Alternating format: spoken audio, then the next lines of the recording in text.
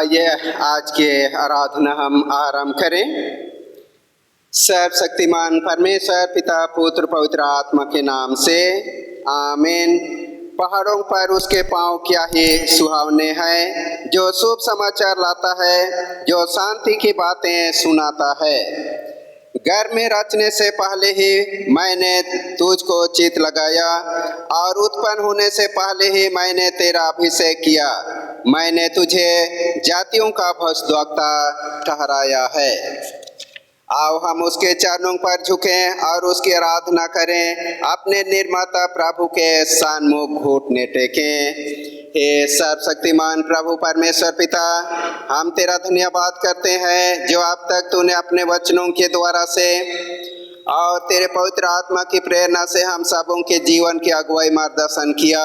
और अब तक तू हमारे संग साथ रहकर प्रभु हर प्रकार दुख तकलीफ का चिंताएं बोझ के समय तू सहारा बना। और रात्रि घड़ी में भी हम सारे प्रियजनों को चैन की निद्रा दी और आज किस नए भोर नए जीवन में पहुंचाकर तू अपनी नाम की महिमा के लिए ऑनलाइन आराधना में सम्मिलित होने दिया है। हमारी प्रार्थना इस समय एक एक विश्वासी जनों के संग साथ हो, ताकि इस ऑनलाइन आराधना के माध्यम से तेरे नाम की महिमा करें और तेरे वचन सुनकर आत्मिक जीवन में आगे बढ़ें और अंत में उस अनंत महिमा में प्रवेश करने के योग्य बन पाए, हमारे प्रभु यीशु ख्रिस्ट के द्वारा।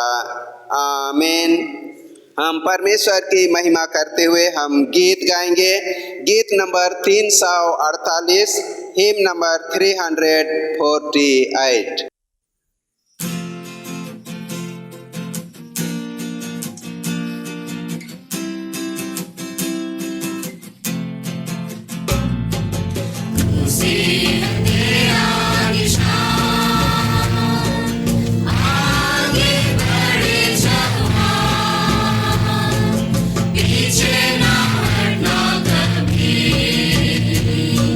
यीशु है तेरी चट्टान।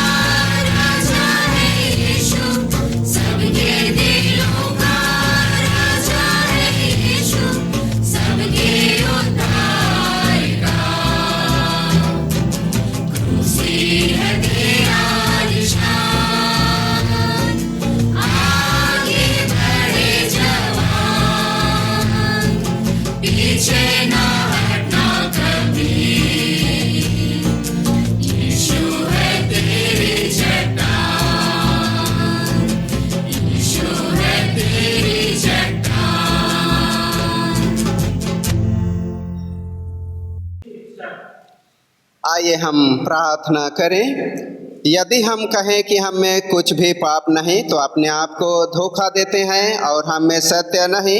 यदि हम अपने पापों को मान लें तो हमारे पापों को क्षमा करने में विश्वासयोग्य और धर्मी है। इसलिए हम अपने पापों को स्मरण करते हुए हम परमेश्वर के सन्मुख हम पाप अंगीकार की प्रार्थना एक साथ कहें। हे सर्वशक्तिमान परमेश्वर, हमारे स्वर्गीय पिता, हमने मन, वचन और कर्म से तेरे विरोध और अपने साथियों के विरोध पाप किया है। हमने अपनी अज्ञानता और दुर्बलता के कारण और जानबूझकर भी बुराई की है और भलाई करने में असफल रहे हैं। इन सब पापों के लिए हम सचमुच खेदित हैं और अंतःकरण से पश्चाताप करते हैं। तेरे पुत्र यीशु ख्रिस्ट ने हमारे लिए अपने प्राण दिए, उसी के कारण हमने जो पाप किए उनको क्षमा कर और यह वर दे कि भविष्य में हम नया जीवन पाकर सदा तेरी सेवा करें, ताकि तेरे पवित्र नाम की महिमा हो। आमीन।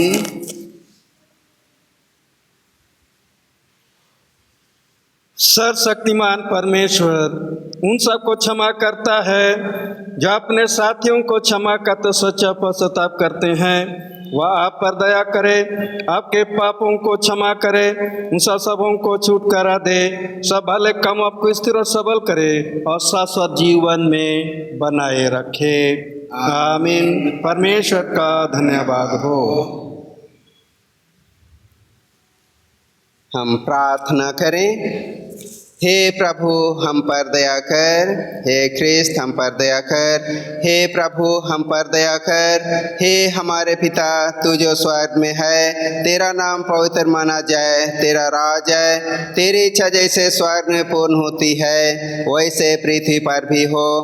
हमारे दिन भर की रोटी आज हमें दे और हमारे अपराधों को क्षमा कर जैसे हमने भी अपने अपराधियों को क्षमा किया है, और हमें परीक्षा में ना डाल परंतु बुराई से बचा, क्योंकि राज, पराक्रम और महिमा अब और सर्वदा तेरी ही है। आमीन। हम इस समय परमेश्वर का वचन पाठ सुनने से पहले रिवाइवल सॉन्ग से हम गीत गाएंगे। गीत नंबर 14, हिम नंबर 14।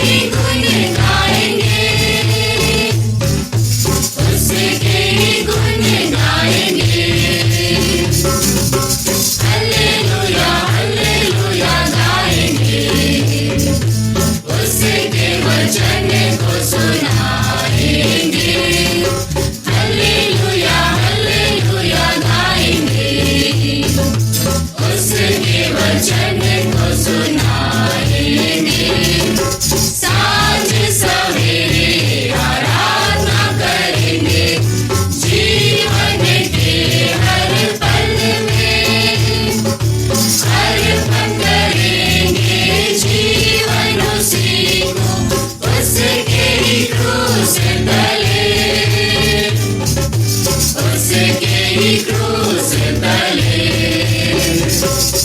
सांझ सवेरे आराधना करेंगे जीवन के हर पल में अर्पण करेंगे जीवन उसी को उसके क्रूस तले उसके क्रूस तले हालेलुया हालेलुया गाएंगे उसके वचन को सुनाएंगे हालेलुया हालेलुया गाएंगे उसके वचन को सुनाएंगे चाहे हर मुसीबत से गुजरना पड़े तो भी उसके संग हम जाएंगे चाहे हर मुसीबत से गुजरना पड़े तो भी उसके संग हम जाएंगे हालेलुया हालेलुया गाएंगे उसके वचन को सुनाएंगे। आइए हम आज के पाठ सुने। गिनती के पुस्तक और उसका 27 अध्याय 15 से 23 पद तक। गिनती के पुस्तक 27 अध्याय 15 से 23 तक। मूसा ने यहोवा से कहा, यहोवा जो सारे प्राणियों की आत्माओं का परमेश्वर है, वह इस मंडली के लोगों के ऊपर किसी पुरुष को नियुक्त कर दे जो उसके सामने आया जाया करे और उनका निकालने और बैठाने वाला भी हो, जिससे यहोवा की मंडली बिना चरवाहे की भेड़ बकरियों के समान ना रहे। यहोवा ने मूसा से कहा, तू नून के पुत्र यहोशू को लेकर उस पर हाथ रख। वह ऐसा पुरुष है जिसमें मेरा आत्मा बसा है, और उसको इलियाजर याजक के और सारी मंडली के सामने खड़ा करके उनके सामने उसे आज्ञा दे और अपनी महिमा में से कुछ उससे दे, जिससे इस्राएलियों की सारी मंडली उसकी माना करे। और वह इलियाजर याजक के सामने खड़ा हुआ करे और इलियाजर उसके लिए यहोवा से ऊरीम की आज्ञा पूछा करे, और वह इस्राएलियों की सारी मंडली समेत उसके कहने से जाया करे और उसी के कहने से लौट भी आया करे। यहोवा की इस आज्ञा के अनुसार मूसा ने यहोशू को लेकर इलियाजर याजक और सारी मंडली के सामने खड़ा करके उस पर हाथ रखे और उसको आज्ञा दी, जैसे कि यहोवा ने मूसा के द्वारा कहा था। यह परमेश्वर का वचन है। परमेश्वर का धन्यवाद हो। दूसरा पाठ सुनेंगे। पहला कोरिन्थी उसका 9वां अध्याय 13 से। क्या तुम नहीं जानते कि जो मंदिर में सेवा करते हैं वे मंदिर में से खाते हैं, और जो वेदी की सेवा करते हैं वे वेदी के साथ भागी होते हैं। इसी रीति से प्रभु ने भी ठहराया कि जो लोग सुसमाचार सुनाते हैं उनकी जीविका सुसमाचार से हो। परंतु मैं इनमें से कोई भी बात काम में ना लाया, और मैंने ये बातें इसलिए नहीं लिखी कि मेरे लिए ऐसा किया जाए, क्योंकि इससे तो मेरा मरना ही भला है कि कोई मेरे घमंड को व्यर्थ ठहराए। यदि मैं सुसमाचार सुनाऊं तो मेरे लिए कुछ घमंड की बात नहीं, क्योंकि यह तो मेरे लिए अवश्य है। यदि मैं सुसमाचार ना सुनाऊं तो मुझ पर है, क्योंकि यदि अपनी इच्छा से यह करता हूँ तो मजदूरी मुझे मिलती है, और यदि अपनी इच्छा से नहीं करता तो भी भंडारीपन मुझे सौंपा गया है। तो मेरे कौन सी मजदूरी है? यह कि सुसमाचार सुनाने में मैं मसीह का सुसमाचार सेंत मेंत कर दूं, यहाँ तक कि सुसमाचार में जो मेरा अधिकार है उसको भी मैं पूरी रीति से काम में ना लाऊं, क्योंकि सब से स्वतंत्र होने पर भी मैंने अपने आप को सबका दास बना दिया है कि अधिक लोग को खींच लाऊं। मैं यहूदियों के लिए यहूदी बना कि यहूदियों को खींच लाऊं।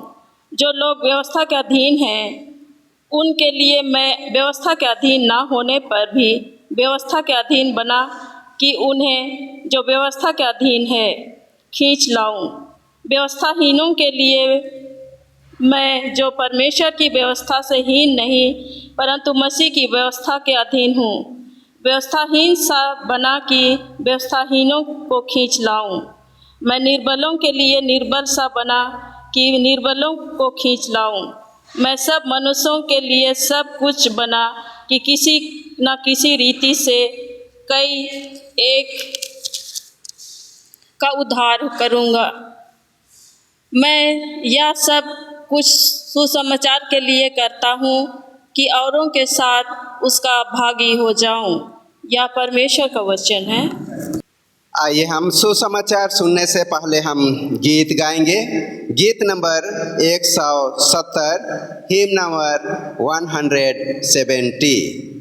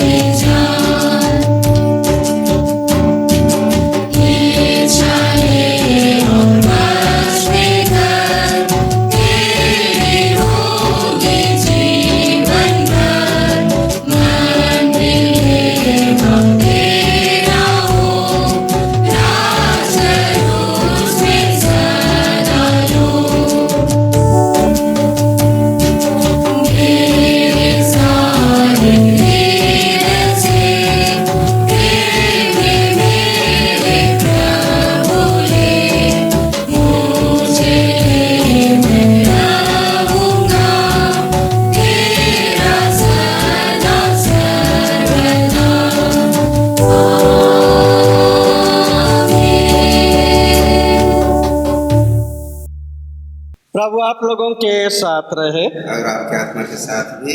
सुसमाचार पवित्र मत्ती रचित सुसमाचार 9वां अध्याय 35 पद से आरंभ होता है। हे यीशु ख्रीस्त तेरी ही महिमा हो। मत्ती रचित सुसमाचार 9वां अध्याय 35 से अंत 10वां अध्याय 1 से 10 और 16 पद को सुनेंगे। यीशु सब नगरों और गांवों में फिरता रहा और उनके आराधनालयों में उपदेश करता और राज का सुसमाचार प्रचार करता और हर प्रकार की बीमारी और दुर्बलता को दूर करता रहा। जब उसने भीड़ को देखा तो उसको लोगों पर तरस आया, क्योंकि वे उन भेड़ों के समान जिनका कोई रखवाला ना हो व्याकुल और भटके हुए से थे।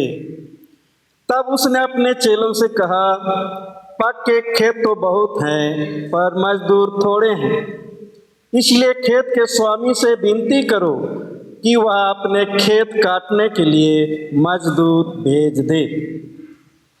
फिर उसने अपने 12 चेलों को पास बुलाकर उन्हें अशुद्ध आत्माओं पर अधिकार दिया कि उन्हें निकालें और सब प्रकार की बीमारियों और सब प्रकार की दुर्बलताओं को दूर करें। इन 12 प्रेरितों के नाम ये हैं। पहला शमौन जो पतरस कहलाता है और उसका भाई अन्द्रियास, जब्दी का पुत्र याकूब और उसका भाई यूहन्ना, फिलिपुस और बरतुलमै, थोमा और महसूल लेने वाला मत्ती, हलफई का पुत्र याकूब और तद्दै, शमौन कनानी और यहूदा इस्करियोती जिसने उसे पकड़वा भी दिया। इन 12 को यीशु ने यह आज्ञा देकर भेजा, अन्य जातियों की ओर न जाना और समरियों के किसी नगर में प्रवेश न करना, परंतु इस्राएलियों के घराने ही की खोई हुई भेड़ों के पास जाना और चलते चलते यह प्रचार करो, स्वर्ग का राज निकट आ गया है। बीमारों को चंगा करो, मरे हुओं को जिलाओ, कोढ़ियों को शुद्ध करो, दुष्ट आत्माओं को निकालो। तुमने सेंतमेंत पाया है, सेंतमेंत दो। अपने पटुकों में ना तो सोना और ना रूपा और ना तांबा रखना, मार्ग के लिए ना झोली रखो, ना 2 कुर्ते, ना जूते और ना लाठी लो, क्योंकि मजदूर को उसका भोजन मिलना चाहिए। 16 पद, देखो मैं तुम्हें भेड़ों के समान भेड़ियों के बीच में भेजता हूँ, इसलिए सांपों के समान बुद्धिमान और कबूतरों के समान भोले बनो। या ख्रिस्ट का सुसमाचार है। हे प्रभु यीशु, तेरी ही स्तुति हो। परमेश्वर का वचन सुनने से पहला लोग प्रार्थना करें। हे पिता परमेश्वर, इस घड़ी हम तेरे पास आते हैं, तेरे वचन पर मनन ध्यान करना चाहते हैं। प्रभु हर एक के मन हृदय को तो खोल दे कि हम तेरे वचन को पढ़ें, सुने, मनन ध्यान करें और तेरे वचन को हम ग्रहण करें, और तो हमारा जीवन सदा तेरे महिमा के योग्य बना रहे। यीशु ख्रिस्ट के द्वारा आमीन। प्रभु में प्रिय माता पिता, भाई बहन, बच्चे, आप सबों को यीशु सहाय। परमेश्वर का धन्यवाद हो आज के दिन और सुंदर भोर के लिए कि प्रभु ने हम सबों को अपनी महिमा के लिए दिया है। आज पवित्र आत्मा अवतरण पर्व के पश्चात 7वां प्रभुवार है। आज के मनन ध्यान के लिए जो विषय है वह इस प्रकार है, जो लोग परमेश्वर का कार्य करते हैं उनको ही वह अपना कार्य सौंपता है। आइए हम लोग इसी विषय पर मनन ध्यान करेंगे। जब यीशु भीड़ को देखा तो उसको लोगों पर तरस आया, क्योंकि वे उन भेड़ों के समान जिनका कोई रखवाला न हो व्याकुल और भटके हुए से थे। मत्ती 9 अध्याय का 36 पद। यीशु उन दिनों में गांवों में, नगरों में अपने चेलों के साथ घूमते रहते थे और परमेश्वर का वचन लोगों को सुनाते थे। उनके पीछे एक बहुत बड़ी भीड़ चलती थी और उस भीड़ में कई तरह के लोग रहते थे।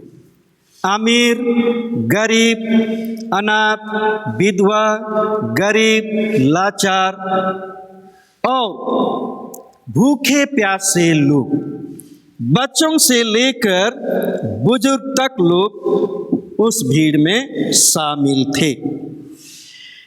यीशु ने लोगों को ध्यान से देखा और उनकी दशा को भी देखा। और तब यीशु को उन पर तरस आया, क्योंकि वे उन भेड़ों के समान थे जिनका कोई रखवाला या चरवाहा नहीं था और कोई उनका सुधि लेने वाला नहीं था। तरस आया शब्द मत्ती रचित सुसमाचार में करीब 4 बार आया है। 9वां अध्याय का 36 पद, 14 अध्याय का 14 पद, 15 अध्याय का 32 पद और 20 अध्याय का 34 पद। यूनानी में तरस आया के लिए जो शब्द है वह तरसपूर्ण दया के लिए सबसे सशक्त शब्द है। वह है एस्प्लंखना, जिनका अर्थ है अंतड़ियां।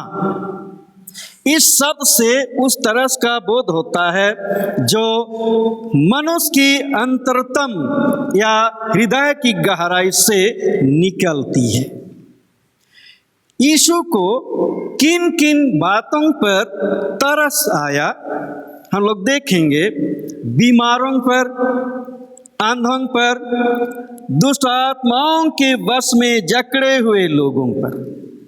मत्ती रचित सुसमाचार 9 अध्याय का 22 पद में इसका वर्णन मिलता है। शोकित विधवा पर लूका 9 अध्याय में नए नगर की विधवा का वर्णन पाते हैं, जिनकी बेटी मर जाती है और वह विधवा शोक करती है। उस पर यीशु को तरस आया। कोढ़ियों पर जो समाज से निकाले गए लोग और वे लोग अकेलेपन का जीवन व्यतीत करते थे, उन पर भी यीशु को तरस आया। मार्कुस रचित सुसमाचार 1 अध्याय का 41 पद में पाएंगे। और व्याकुल भूली भटकी लोगों पर भी यीशु को तरस आया। यीशु ने भीड़ के लोगों को खेत में पूर्ण से पके फसलों के रूप में प्रस्तुत किया। यदि समय पर ना काटा गया तो फसल नष्ट हो जाएगा, क्योंकि फसल काटने के लिए मजदूर थोड़े हैं।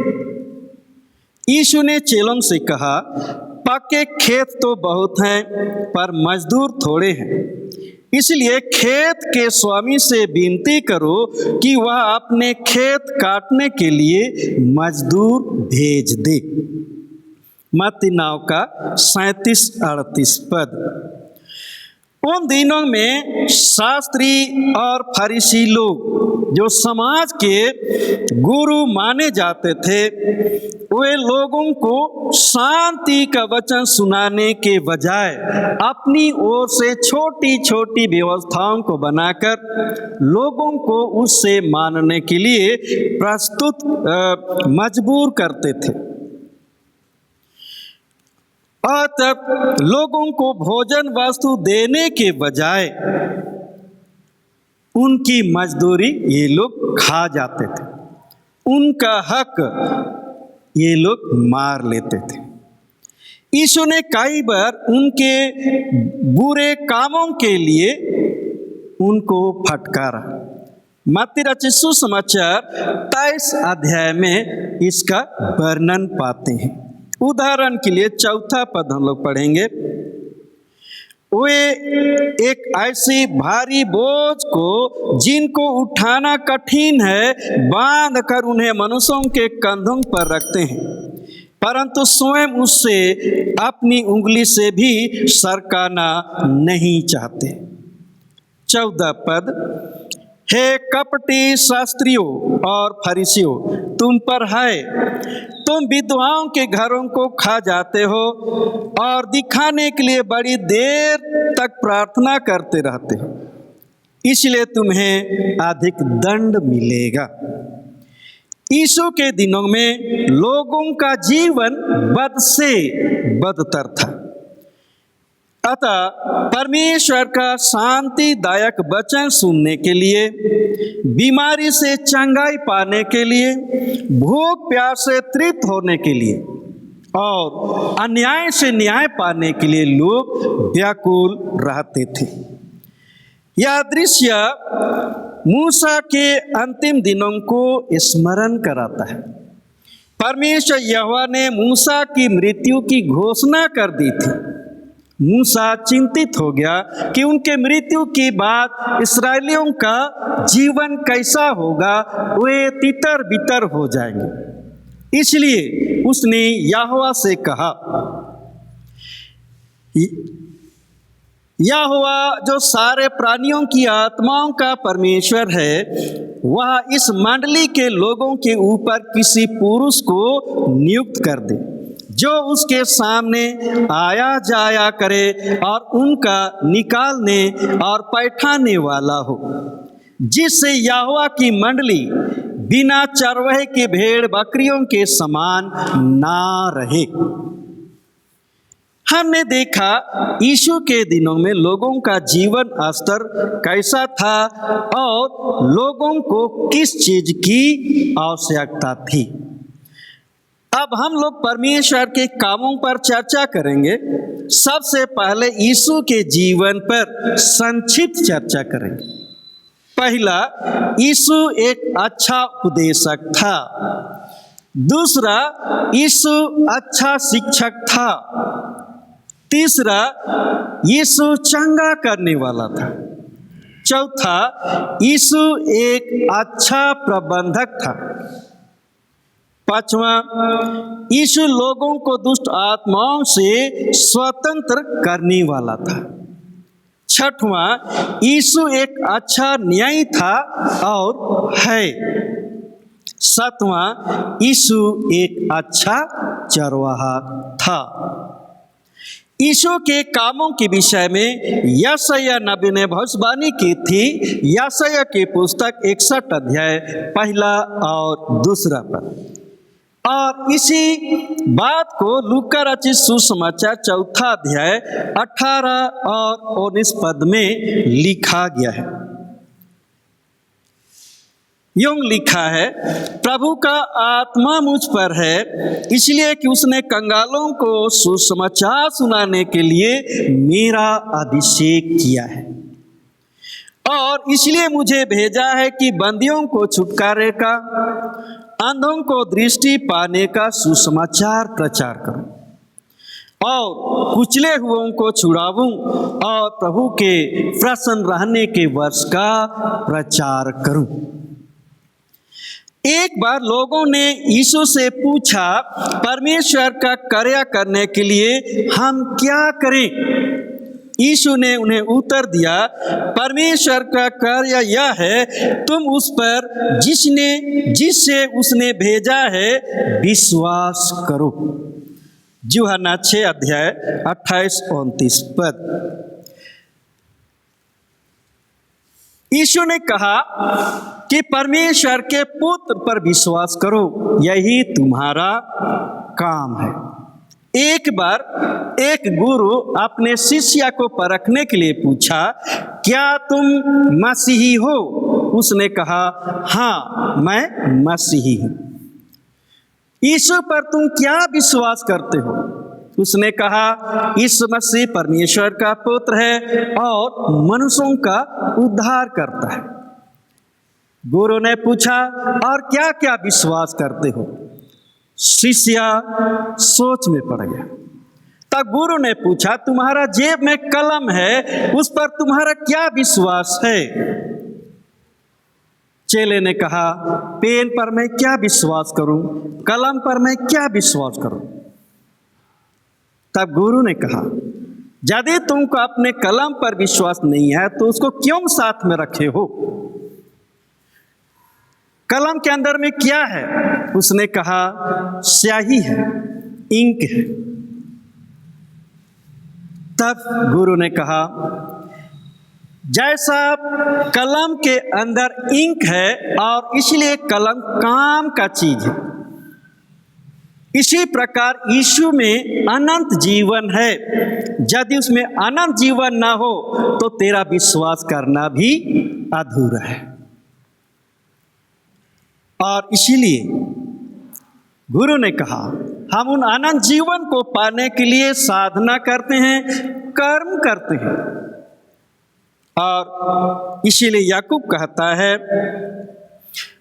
कर्म बिना विश्वास व्यर्थ है, कर्म बिना विश्वास मरा हुआ है, जिसको हम लोग याकूब की पत्री दूसरा अध्याय 14, 17 और 20 पद में पाते हैं।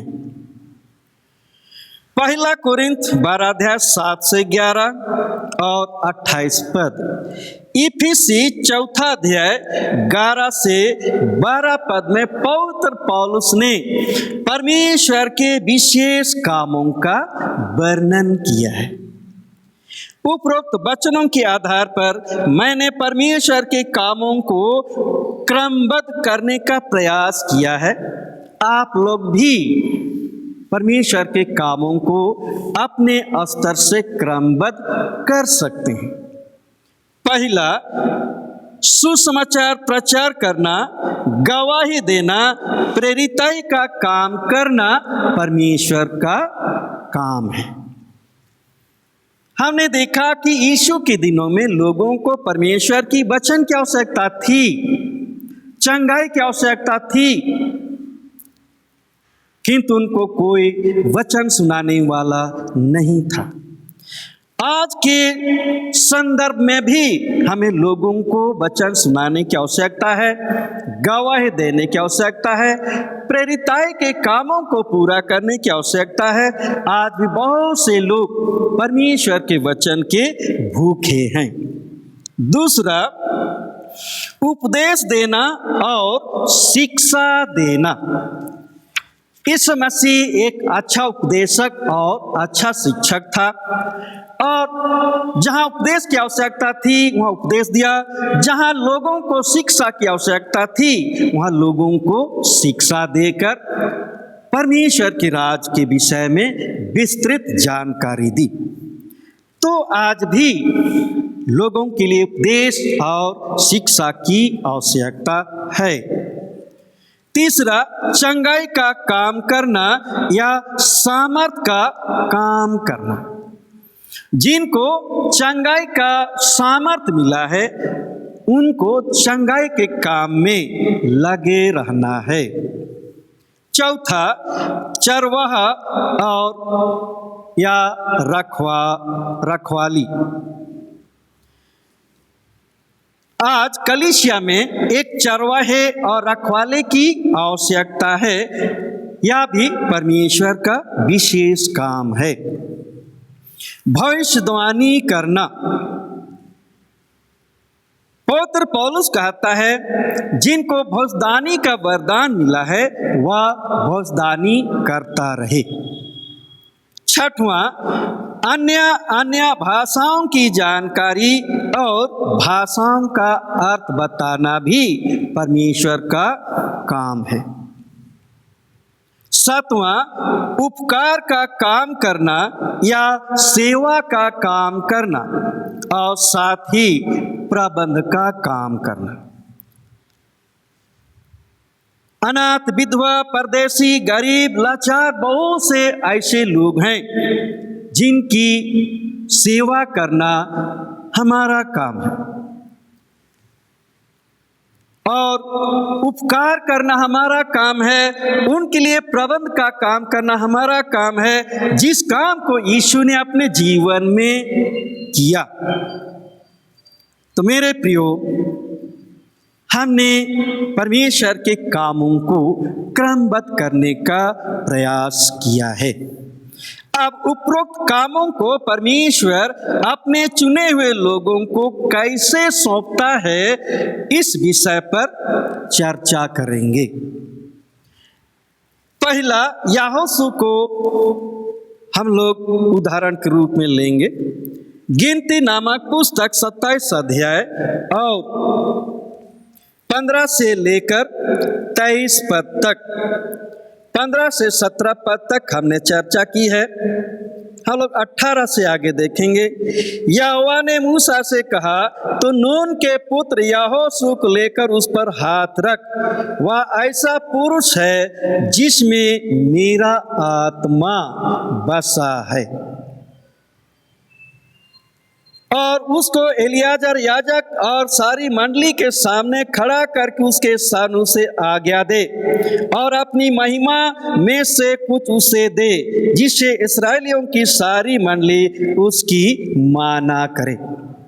और वह एलियाजर याजक के सामने खड़ा हुआ करे और एलियाजर उसके लिए यहोवा से उरीम की आज्ञा पूछा करे और वह इस्राएलियों की सारी मंडली समेत उसके कहने से जाया करे और उसी के कहने से लौट भी आया करे। यहोवा की इस आज्ञा के अनुसार मूसा ने यहोशू को लेकर एलियाजर याजक और सारी मंडली के सामने खड़ा करके उस पर हाथ रखे और उसको आज्ञा दी, जैसा कि यहोवा ने मूसा के द्वारा कहा था। यहोशू मूसा का शिष्य था और हमेशा मूसा के साथ रहता था और परमेश्वर का आत्मा उसमें बसा हुआ था। इसीलिए परमेश्वर ने इस्राएलियों का अगुवा होने के लिए यहोशू को योग्य ठहराया। दूसरा, यीशु मसीह के विषय में यदि हम लोग देखेंगे तो यीशु मसीह के विषय में यशायाह के पुस्तक 61 अध्याय पहला पद में कहा गया कि परमेश्वर का आत्मा मुझ पर है। और यीशु मसीह ने स्वयं अपने मुंह से अंगीकार किया कि परमेश्वर का आत्मा मुझ पर है।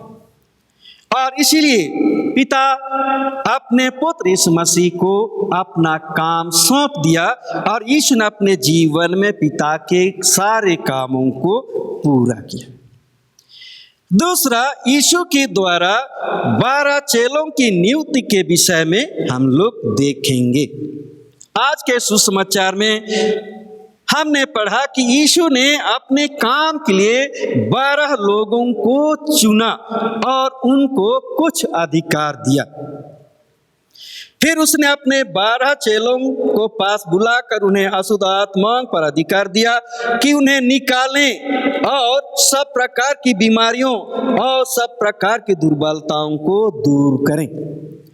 तो यीशु मसीह अपने चेलों को पहले प्रशिक्षित कर रहा है और कहा, इन 12 को यीशु ने आज्ञा देकर भेजा, अन्य जातियों की ओर न जाना, समरियों के किसी नगर में प्रवेश न करना, परंतु इस्राएल के घराने की खोई हुई भेड़ों के पास जाना और चलते चलते यह प्रचार करो, स्वर्ग का राज निकट आ गया है। बीमारों को चंगा करो, मरे हुओं को जिलाओ, कोढ़ियों को शुद्ध करो, दुष्ट आत्माओं को निकालो, तुमने सेंतमेंत पाया है, सेंतमेंत दो। उसने अपने पाटुकों में ना तो सोना और ना रूपा और ना तांबा रखना, मार्ग के लिए ना झोली रखो, ना 2 कुर्ते, ना 2 जूते, ना लाठी लो, क्योंकि मजदूर को उसका भोजन मिलना चाहिए। तो यीशु मसीह अपने चेलों को प्रशिक्षित कर रहा था और इसलिए कुछ अधिकार देकर उनको गांव-गांव में भेज दिया। और तब मरकुस 6:12 के अनुसार चेलों ने यीशु की आज्ञा का पालन करते हुए पहले लोगों को सुसमाचार सुनाया और तब चंगाई का काम को किया। तो चेलों ने अपने जीवन में जब पवित्र आत्मा का सामर्थ पाया, पूरे जीवन भर परमेश्वर के कामों में लगे रहे। तीसरा, हमने देखा 12 चेलों के विषय।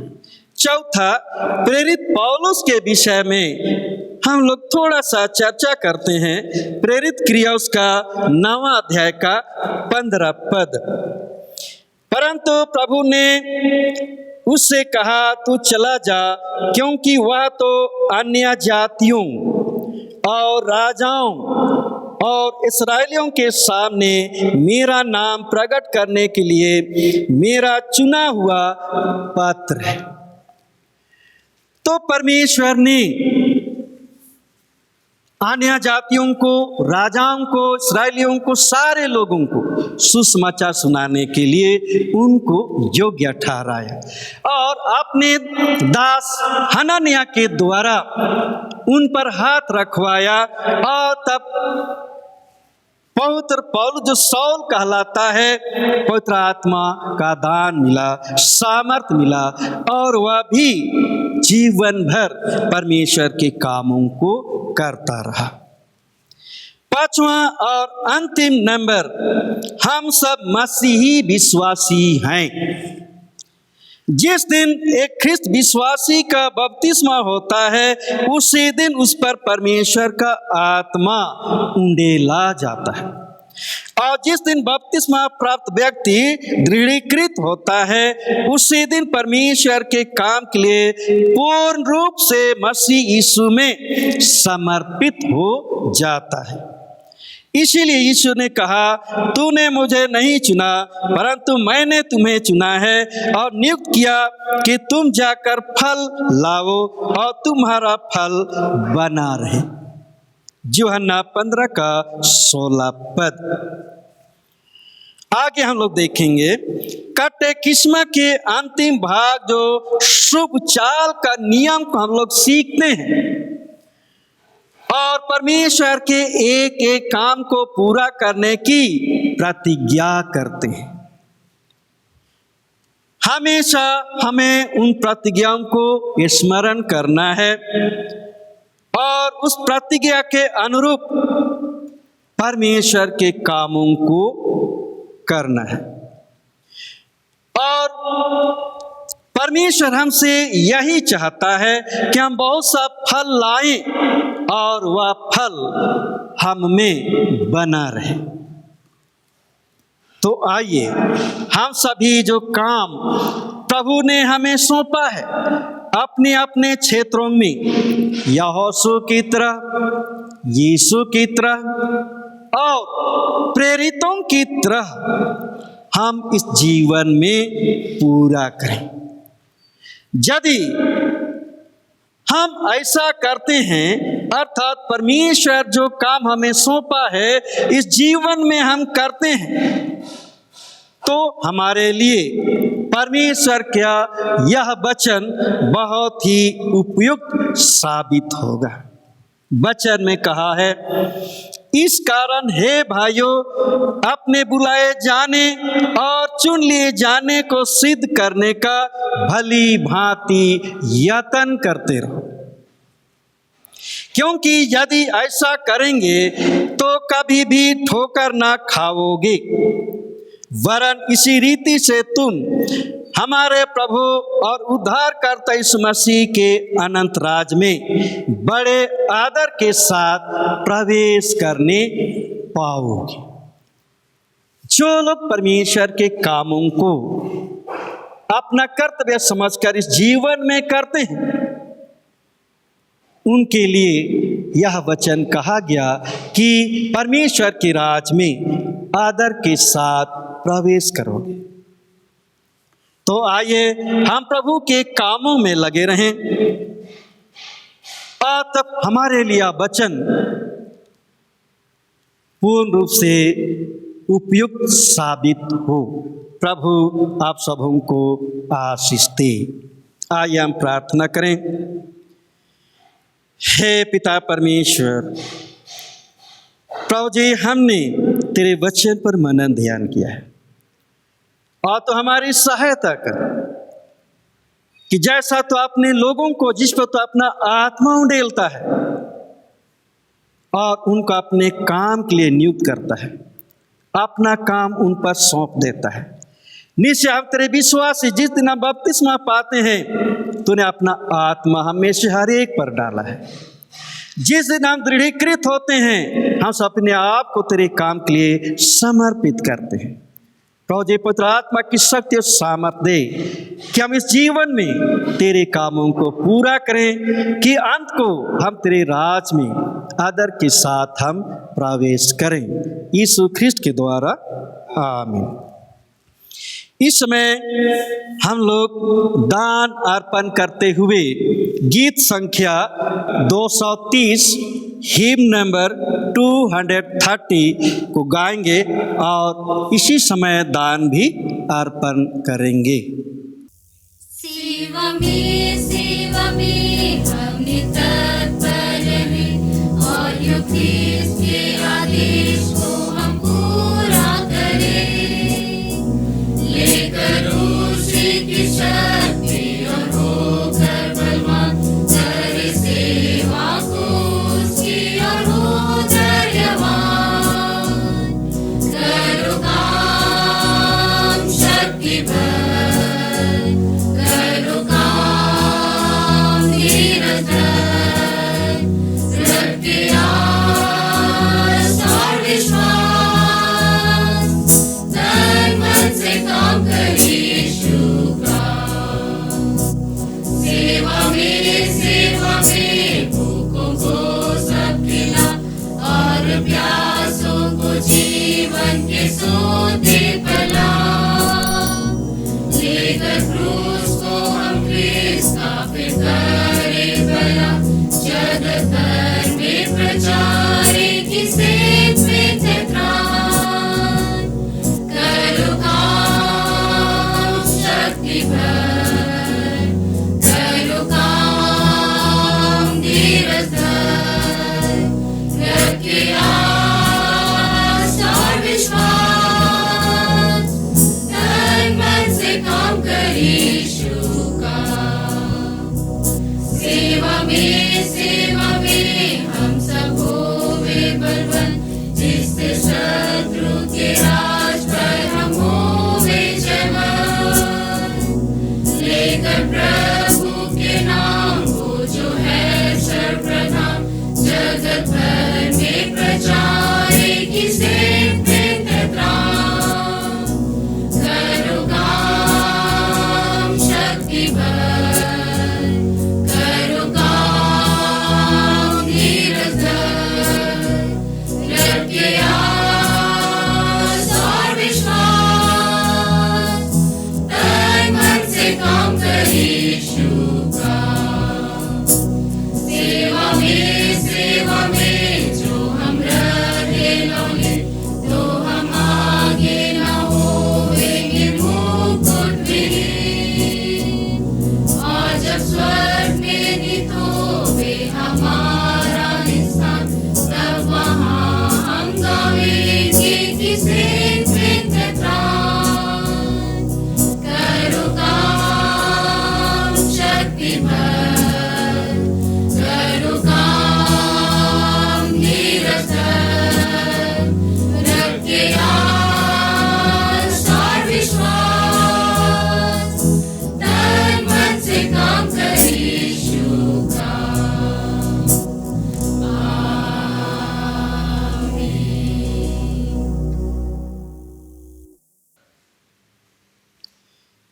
आइए हम दानों के लिए प्रार्थना करें। हे प्रभु, धन अन्न महिमा सब कुछ हम तुझसे पाते हैं और उसी संपत्ति में से थोड़ा बहुत प्रभु तेरे पास हम लेकर आते हैं। हमारे इस दानों को तू शुद्ध और पवित्र कर, ताकि यह दान कलीसिया के काम में लाया जाए, कलीसिया की उन्नति हो, सदा तेरी महिमा हो। हर एक देने वालों के लिए हम प्रार्थना करते हैं, उनके भंडारों को तो हमेशा भरा पूरा बनाए रख, और देने वालों के जीवन को तू आशीषित कर, ताकि प्रभु तेरे लोग किसी तरह की घटी कमी का अनुभव ना करें, किंतु तेरे आशीषों की भरपूरी में आनंद का जीवन सदा प्राप्त करते जाएं। हमारे प्रभु यीशु ख्रिस्ट के द्वारा, आमीन। हम लोग प्रेरितों के विश्वास वाक्य को एक साथ कहेंगे। मैं सर्वशक्तिमान पिता, स्वर्ग और पृथ्वी के सृष्टिकर्ता परमेश्वर पर विश्वास करता हूँ। मैं उसके इकलौते पुत्र हमारे प्रभु यीशु ख्रिस्ट पर विश्वास करता हूँ। वह पवित्र आत्मा के सामर्थ्य गर्भ में आया और कुंवारी मरियम से जन्मा। उसने पोंस पिलातुस के शासन में दुख भोगा। वह क्रूस पर चढ़ाया गया, मारा और गाड़ा गया और मृतकों के लोक में उतरा। तीसरे दिन वह जी उठा, वह स्वर्ग पर चढ़ गया और पिता की दाहिनी ओर विराजमान है। वह जीवितों और मृतकों को न्याय करने को फिर आएगा। मैं पवित्र आत्मा पर, पवित्र कैथोलिक कलीसिया पर, संतों की संगति, पापों की क्षमा, देह के पुनरुत्थान और अनंत जीवन पर विश्वास करता हूँ। आमीन। प्रभु आप लोगों के साथ रहे। आइए हम प्रार्थना करें। पवित्र आत्मा अवतरण पर्व के पश्चात आज 7वां प्रभुवार है। हम लोग इस प्रार्थना को चढ़ाएंगे। हे हमारे उद्धारकर्ता परमेश्वर, तेरी इच्छा है कि सब मनुष्य त्राण पाएं और सत्य का ज्ञान जाने। यह वार दे कि जिस प्रकार तेरे पुत्र ने प्रेरितों का अपना मार्ग तैयार करने के लिए भेजा, उसी प्रकार तेरी कलीसिया बीमारों को चंगा करने, दलितों को सहारा देने और तेरे प्रेम के शुभ संदेश को प्रचार करने के कार्य को निरंतर करती रहे। उसी प्रभु यीशु ख्रिस्ट के द्वारा, जो तेरे और पवित्र आत्मा के साथ एक परमेश्वर अब और सदा जीता और राज करता है। आमीन। हे प्रातः के सृजनहार, तो अंधकार को दूर करके जगत को प्रकाश में ले आया है। हमारे मध्य से पाप के अंधकार मिटा दे, हमारे हृदय में अपने सत्य का प्रकाश उत्पन्न कर और हमारे हाथों को भले कार्य करने के लिए सबल बना। तेरा पुत्र यीशु ख्रिस्ट सत्य ज्योति है, उसी के द्वारा तू हमें प्रकाश और आनंद प्रदान कर। आमीन। हे अनंत परमेश्वर पिता, तेरी सामर्थ हमारी सृष्टि हुई है, तेरे प्रेम द्वारा हमारा उद्धार हुआ। तू अपने पुत्र आत्मा के द्वारा हमारा मार्गदर्शन कर और हमें सबल बना कि आज हम अपने आप को प्रेम से तेरी और एक दूसरे की सेवा में अर्पण करें। आमीन। हे पिता परमेश्वर, धन्यवाद देते हैं प्रभु, रात भर सबों को अपनी ही सुरक्षा में रखा और आज के दिन हमें साकुशल पूर्वक देखने दिया है। हमारी प्रार्थना है आज पूरे दिन भर हम सबों का अपनी ही सुरक्षा में रख, हर जोखिम घटनाओं से, शैतान की परीक्षाओं से, रोग बीमारी, अचानक मृत्यु से तू ही हमारी रखवाली कर। दिन भर के एक एक काम तो हमारी सहायता अगुवाई कर और प्रभु हम तेरी ही सुरक्षा में रहें, स्वस्थ रहें और आनंद के साथ आज के दिन को बिताएं और आने वाले दिन, आने वाले जीवन में भी तेरी महिमा और धन्यवाद करने वाले बने रहें, हमारे प्रभु यीशु ख्रिस्ट के द्वारा। आमीन। हे पिता परमेश्वर, प्रार्थना करते हैं सभी लोगों के लिए जो लोग कोरोना वायरस से संक्रमित हैं और अन्य बीमारी से पीड़ित हैं, क्लेश में हैं। आप हो उन सबों को तू ही संभाल। जितने उनकी सेवा में लगे हुए डॉक्टरों, नर्सों को स्वस्थ जीवन दे, उनकी सहायता कर ताकि वे स्वस्थ रहकर प्रभु ऐसे लोगों की वे सेवा करें, उचित दवाइयों को दे सकें कि हर एक बीमार दुखी जन प्रभु शारीरिक रूप से स्वस्थ और चंगा जीवन को पाए। सदा तेरा धन्यवाद करें, तेरी महिमा करें। प्रार्थना करते इस कोरोना वायरस को तू ही प्रभु अपनी इच्छा अनुसार उन्हें नाश कर। इस महामारी को मनुष्य जाति के बीच से तू दूर कर और पिता परमेश्वर शैतान दुष्ट आत्मा के कामों को तू बंद कर, ताकि जो लोग भय और प्रभु आशंका में अपना जीवन व्यतीत करते हैं उनको शांति और आनंद का जीवन मिले और उनके द्वारा सदा तेरी ही महिमा हो। हे प्रभु हम प्रार्थना करते हैं जितने हमारे कलीसिया में, हमारे मंडली में, हमारे परिवार में हर तरह से लोग पीड़ित हैं, बीमार हैं, हर एक लिए हमारी प्रार्थना है तो चंगा करने वाला परमेश्वर है प्रभु, हर एक पर अपना पवित्र हाथ बढ़ा। हमारे के भाई बहन बच्चों पर प्रभु तो अपना पवित्र हाथ बढ़ाकर उनको स्पर्श कर, हर एक के शरीर से हर तरह की बीमारी, कमजोरी, दुख दर्द को तू दूर कर, ताकि प्रभु तेरे बेटे यीशु के नाम से सारे लोग तेरी इच्छा अनुसार तुझसे स्वस्थ और चंगा जीवन को पाएं और तेरा धन्यवाद करें। हे प्रभु हम प्रार्थना करते हैं बच्चों के लिए प्रभु अपने भाई अपने प्रेम में बढ़ा, अपने ज्ञान बुद्धि से परिपूर्ण कर, ताकि हमारे एक एक बच्चे समय के पूर्णतम तेरे दास दासी होकर अपने जीवन में तेरी इच्छा तेरे कामों को पूरा करें। सदा तेरी ही महिमा हो। प्रभु हम प्रार्थना करते हैं उन भाई बहनों के लिए जो अपने अध्ययन को समाप्त किए हैं, उनके जीवन को तू अपने काम में ला। हे प्रभु हम प्रार्थना करते हैं उन सबों को हर क्षेत्र में काम में नियुक्त कर, ताकि उनका जीवन सदा तेरे महिमा के योग बना रहे। बुजुर्ग जन्म को तेरे पवित्र हाथ में समर्पित कर, तू उनको तू संभाल, हर एक को स्वस्थ जीवन दे और प्रभु स्वस्थ रहकर अपने बाकी जीवन का आनंद के साथ तुझ में बिताएं। हे प्रभु हम प्रार्थना करते हैं जितने देश की सेवा में लगे हुए सैनिकों को तू सहायता कर, सुरक्षा दे।